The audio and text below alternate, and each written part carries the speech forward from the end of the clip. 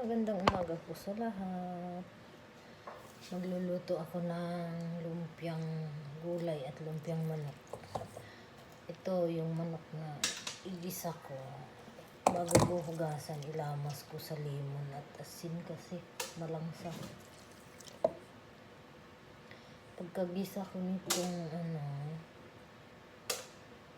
manok, tanggalin ko yung ibang manok kasi ibalot ko hiwalay at yung alaga kung maliit gusto niya sa lumpia. Manok lang ang laman sa loob pero ayaw din niya ng Shanghai, gusto niya talagang manok lang. Yung nagisang manok binabalot ko na lang sa pambalot ng lumpia.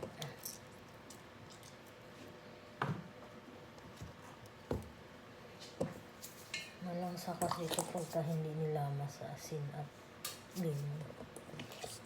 Kailangan siya ng ilamas para mabawasan yung langsa. Saka pag ginisa to, kailangan yung nag-golden brown yung karne. Yung prito na siya.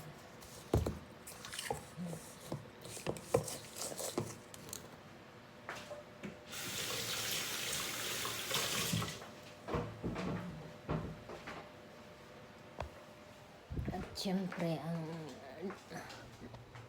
gulay na gagamitin na, syempre mayroong bawang, sibuyas, ito karot,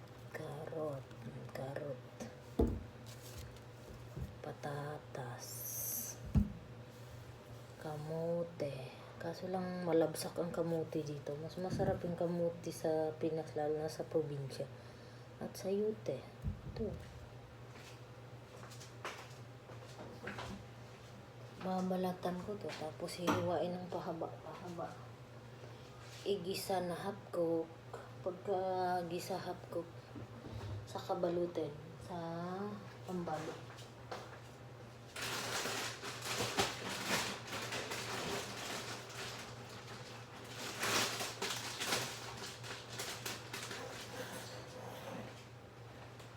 Ito yung pambalot ko. Yan yung pambalot.